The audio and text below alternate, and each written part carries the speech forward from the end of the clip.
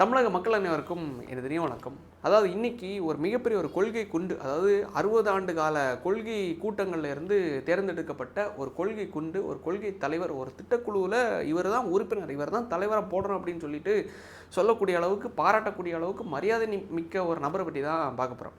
அதாவது என்னென்னா, state planning commission. அதாவது வந்து நம்ம தமிழ்நாடு, அதாவது இந்த ஸ்டேட்டில் வந்து புதுசாக என்னென்ன ஸ்கீம்ஸை கொண்டு வரணும், மக்களுக்கு என்னென்ன திட்டங்களை கொண்டு வரணும், இந்த ஸ்கீம்ஸை கொண்டு வந்தால் மக்கள் எந்த அளவுக்கு பயனடைவாங்க, இது மூலமாக என்ன வருமானம் தமிழக அரசுக்கு வருது, மக்களுக்கு என்ன சலுகைகள் கிடைக்குது, அப்போது நம்ம இந்த ஸ்டேட்டை வந்து எப்படி டெவலப் பண்ணலாம் அப்படிங்கிற அளவுக்கு ஒரு யோசிக்கக்கூடிய புதுசாக ஐடியாஸை, சிந்தனைகளை வளர்க்கக்கூடிய அறிஞர்களை வைக்கக்கூடிய ஒரு குழு தான் இந்த ஸ்டேட் பிளானிங் கமிஷன், அதாவது இந்த திட்டக்குழு. இந்த திட்டக்குழுவோட தலைவராக இப்போ யார் இருக்காருன்னா, நம்ம மரியாதைக்குரிய தமிழ்நாட்டோட முதலமைச்சர் திரு ஸ்டாலின் அவர்கள். அந்த திட்டக்குழுவோட துணைத் தலைவராக இப்போ யார் இருக்காருன்னா, லைக் வந்து அறிவியல் அறிஞராக இருக்கக்கூடிய சொல்லப்படுற ஜெயரஞ்சன் அவர்கள். லைக் வந்து இந்த தமிழக திட்டக்குழுனால லைக் என்னென்னா, தமிழக திட்டக்குழு என்பது தமிழக அரசின் நீதி கொள்கைகளை, அதாவது திட்டங்களை வகுக்கும் ஒரு குழுவாகும். திட்டக்குழுவானது ஆண்டு மற்றும் 5 ஆண்டு திட்டங்களை வகுக்கிறது. அதாவது என்னென்னா, ஒரு ஆண்டு ஸ்கீமாக இருந்தாலும் சரி, 5 ஆண்டுகளுக்கு ஒரு ப்ராஜெக்ட் போட்டாலும் சரி, அதை வந்து வகுக்கிறது. அதாவது வந்து அவங்க ப்ராஜெக்டை லைக் வந்து செயலாக்கம் பண்ணுறாங்களாம். புதிய திட்டங்கள், புது ப்ராஜெக்டை ஆராய்கிறது, மேலும் நல்ல திட்டங்களை என்னென்ன கொண்டு வரலான்னு சொல்லிட்டு ஆராய்கிறது. அது தாண்டி மேலும் பலதரப்பட்ட துறைகளில் முன்னேற்றத்திற்காக, அதாவது எந்தெந்த புதுசாக ப்ராஜெக்ட்ஸ் கொண்டு வந்திருப்பாங்க, இல்லை பழைய ப்ராஜெக்ட்ஸ், அந்த பழைய ப்ராஜெக்ட்ஸை இன்னும் ரெனோவேட் பண்ணி மக்களுக்கு பயனடைகிற அளவுக்கு இன்னும் கொஞ்சம் இப்போ எல்லாம் வந்திருக்குல்ல, ஆர்டிஃபிஷியல் இன்டெலிஜென்ஸ். ஸோ இது மூலமாக ஏதாவது தக்கமிச்சிக்கிறது, ஸோ கொஞ்சம் என்னென்ன டெவலப் பண்ணலாம், என்னென்ன லைக் துறைகளை டெவலப் பண்ணலான்னு சொல்லிட்டு யோசிக்கிறதெல்லாம் இவங்க பண்ணுவாங்க. தமிழக அரசுக்கு அறிவுரைகள் வழங்குகிறது, அதாவது கவர்மெண்ட்டுக்கே அறிவுரை வழங்கக்கூடிய தான் இந்த ஸ்டேட் பிளானிங் கமிஷன், இந்த திட்டக்குழு. இதோட தலைவர் யாருன்னா, நம்மளுடைய கொள்கை தலைவர், அதாவது நம்ம மு க ஸ்டாலின் அவர்கள். துணைத் தலைவராக யார் இருக்கார் தெரியுமா? அவரை பற்றி தான் இன்றைக்கி பேச போகிறோம். அது ஸ்டாலின் அவர்களோட இன்டெலிஜென்ஸ் பற்றி உங்களுக்கு தெரியும். ஸோ அதனால் அவரை பற்றி பேசி ஒன்றும் பிரயோஜனம் இல்லை. அவர் மிகப்பெரிய ஒரு கொள்கை குண்டு, உங்களுக்கே தெரியும். ஸோ அதனால் இன்றைக்கி வந்து புதுசாக ஒரு கொள்கை குண்டை உள்ளே எடுத்திருக்காங்க. அவரை பற்றி தான் இன்றைக்கி பேச போகிறோம். அவர் தான் ஜெயரஞ்சன் அவர்கள், பொருளாதார அறிஞர், எக்கனாமிக்ஸ்ட் ஜெயரஞ்சன்.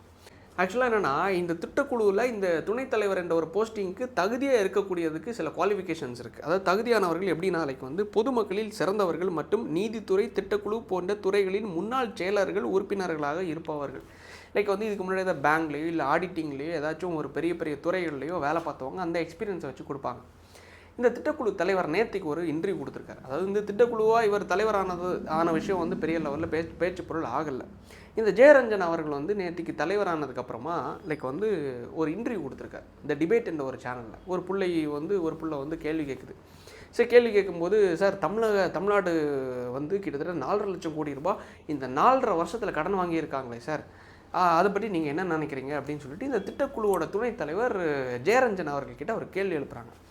ஸோ நம்ம பொருளாதார அறிஞர் வித்துவர் என்ன பதிலளிச்சிருக்காருன்னா, உனக்கு என்ன பிரச்சனை, அதாவது தமிழ்நாடு கடன் வாங்குறதுக்கும் உனக்கும் என்ன பிரச்சனை. அதாவது தமிழ்நாட்டில் கிட்டத்தட்ட 2 கோடி குடும்பங்கள் இருக்காங்க. ஏறத்தாழ தான் சொல்கிறேன், ஒரு 2 கோடி குடும்பங்கள் இருக்காங்க. 2011 கிட்டத்தட்ட 86 லட்சமாக 1 கோடி குடும்பங்கள் என்ன இருந்தாங்க. இப்போ அப்படியே டபுள் ஆகிடுச்சு, கிட்டத்தட்ட 14 வருஷம் ஆகிடுச்சு. 14 வருஷத்தில் கிட்டத்தட்ட 2 கோடி குடும்பங்கள். ஒவ்வொரு குடும்பத்துக்கு மேலேயும் 4.5 லட்சம் கோடி ரூபாய் கடன் இருக்குது தமிழ்நாட்டுக்கு மேலே. நீங்கள் மேபி நீங்கள் வந்து பை லக்கில், காட்ஸ் கிரேஸில் நீங்கள் கடன் இல்லாதவங்களாக இருக்கலாம். பட் இருந்தாலும் உங்கள் தலைக்கு மேலே கிட்டத்தட்ட 4.5 லட்சம் கோடி ரூபா, 4.5 லட்சம் ரூபா கடன் இருக்குது. அது எப்படின்னா, 2021 வரைக்கும், அதாவது இத்தனை ஆண்டுகள் ஆட்சி பண்ணி, அதாவது 2001 ஒரு ஆட்சி, 2006 திமுக, 2011 அதிமுக, 2016 அதிமுக, 2021 திமுக, அந்த 2021 வரைக்கும் ஆட்சி பண்ண எல்லா ஆட்சியாளர்களும் வாங்கின மொத்த கடன் எவ்வளோன்னா 4.5 lakhs crores, கிட்டத்தட்ட 4.5 லட்சம் கோடி ரூபாய்.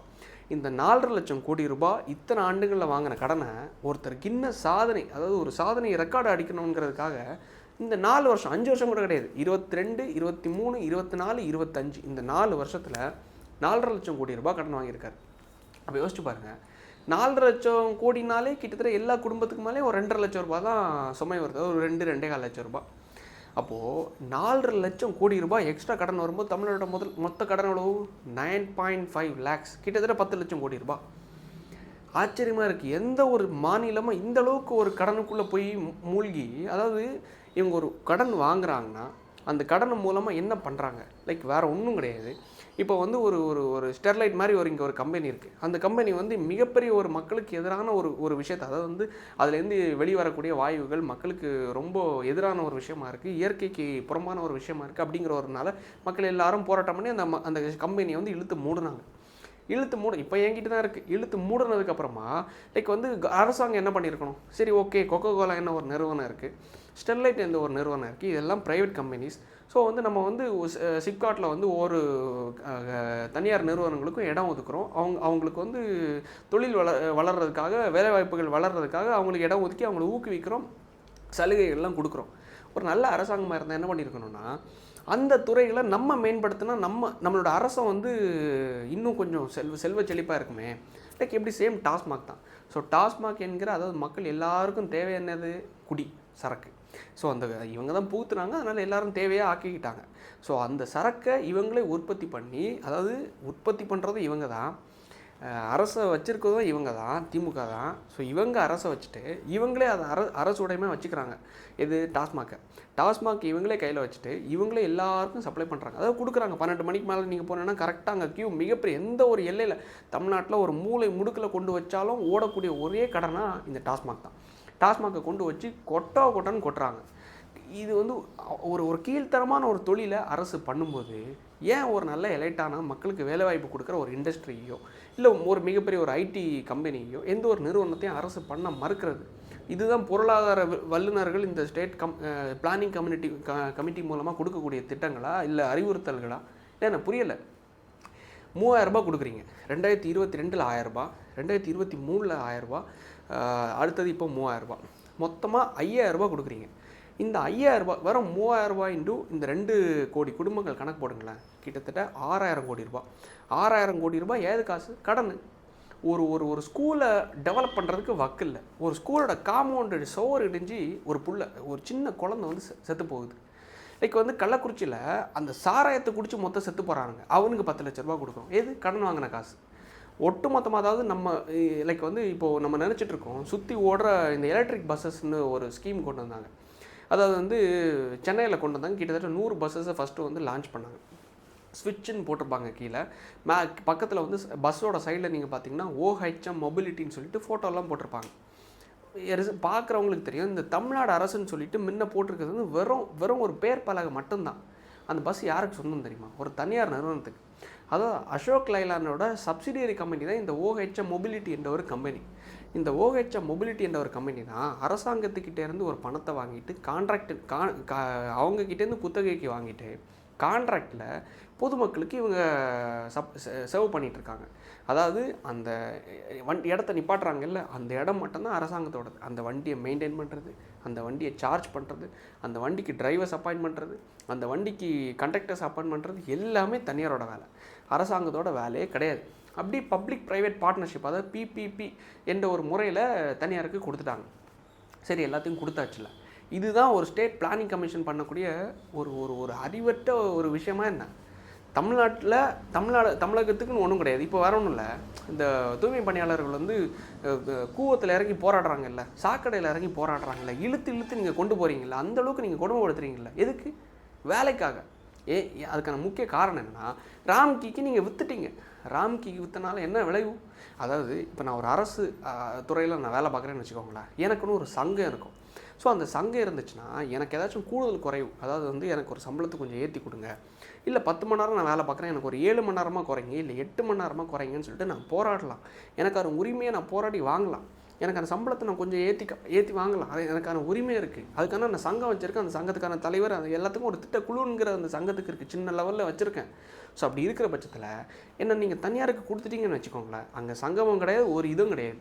ஸோ அப்போ அவங்க கொடுத்துட்டா இங்கே நான் ராவு பகலாக உழைச்சேன்னா 22,000-24,000 ரூபா வரைக்கும் எனக்கு இன்சென்டிவ்ஸாக இங்கே நான் வாங்கிக்கலாம். இது ராம்கி கீழே நீங்கள் கொடுத்துட்டிங்கன்னா அவங்க ஃபிக்ஸடான சேலரி 12,000 ஓவா. 12,000 ஓவாவுக்கு நீ வந்தாவா, இல்லை ஹிந்திக்காரனா நான் இறக்குறேன். இது டேரெக்டாக என்னென்னா, இன்டெரக்டாக நீங்கள் ஹிந்திக்காரனை உள்ளே இறக்குறீங்க, டேரெக்டாக என்னென்னா இங்கே இருக்கிற துறைகளை தனியாருக்கு விற்றுட்டீங்க. ஸோ அப்படி கொடுக்குறது மூலமாக ஒரு குப்பாள்ற விஷயம் கூட ஒரு துறை கூட நம்ம தமிழ்நாட்டில் கிடையாது. கக்கூஸில் ஊழல், ஒரு பாத்ரூம் மெயின்டைன் பண்ணுறது கூட நம்ம தமிழக அரசாங்கத்துக்கிட்ட கிடையாது, எல்லாம் தனியார்கிட்ட. அதாவது சென்னை கார்ப்பரேஷனுக்கு கீழே மெட்ரோபாலிட்டன் சிட்டி இருக்குல்ல, அந்த மெட்ரோபாலிட்டன் சிட்டியில் கிரேட்டர் சென்னை கார்ப்பரேஷனுக்கு கீழே இருக்கிற பல நூறு கக்கூஸை, பல நூறு பாத்ரூம்ஸை மெயின்டைன் பண்ணுறது யார் தெரியுமா? ஒரு தனியார் நிறுவனம். ₹3 2022 வரைக்கும் கிட்டத்தட்ட ஒரு பாத்ரூமாக மெயின்டைன் பண்ணுறதுக்கு வெறும் ₹3 தான் செலவு பண்ணாங்க. டைம்ஸ் ஆஃப் இந்தியான்னு நினைக்கிறேன், அதோட ஜேர்னலிஸ்ட் வந்து இதை எக்ஸ்போஸ் பண்ணி விட்டுருந்தார். வெறும் ₹3 ஒரு நாளைக்கு ஒரு ரெஸ்ட் ரூமை கழுவுறதுக்காக ஒதுக்கப்பட்ட ஃபண்டு. அப்படியே 300 சில்லற ரூபாவை கூட்டி கொடுத்தாங்க. அதே ப்ரஷ்ஷு, அதே லிக்யூடு, அதே பாத்ரூம். ஒரு க்ளோசெட்டை ஒரு நாள் கழுவுறதுக்கு 300 சில்லற ரூபா ஒரு ஒரு அரசு கொடுக்குதுன்னா லட்சணத்தை பாருங்களேன். நம்ம காசு கிடையாது, அதுவும் கடனை வாங்கி நம்ம துறைகளை அடமானம் வச்சு கடனை வாங்கி இன்னொரு தனியாருக்கு நம்ம அவனுக்கு வந்து சலுகை கொடுத்து அவனுக்கு கான்ட்ராக்ட் என்னும் பேரில் அவனுக்கும் கொடுத்துட்ருக்கோம். அதாவது அந்த லட்சணமாக, அதாவது அந்த ஃபோட்டோலாம் நீங்கள் பார்த்தீங்கன்னா, அந்த ஃபோட்டோ நான் சைடில் போடுறேன். லைக் வந்து என்னென்னா, டெய்லி ஒரு ப்ரஷ்ஷு, டெய்லி ஒரு லிக்யூடு, டெய்லி அந்த பாத்ரூமை கழுவி அதுக்கான ஒரு மேன் பவருக்கு அந்த சம்பளம் கொடுத்தா கூட ஒரு பாத்ரூம் பளபளன்னு இருக்கும். ஆனால் இந்த சென்னை கார்ப்பரேஷன் கீழே இருக்கிற கக்கூஸை பாருங்களேன், அந்த லட்சணத்தில் தான் இருக்குது. டைம்ஸ் ஆஃப் இந்தியாவோட ஒரு ஜேர்னலிஸ்ட் வந்து எக்ஸ்போஸ் பண்ணி விட்டாப்புல. இந்த அளவுக்கு லட்சணத்தில் இருக்கக்கூடிய துறைகளை, அரசு துறைகளையும் கொடுத்தாச்சு, தனியாருக்கும் கொடுத்தாச்சு, கடனையும் வாங்கியாச்சு.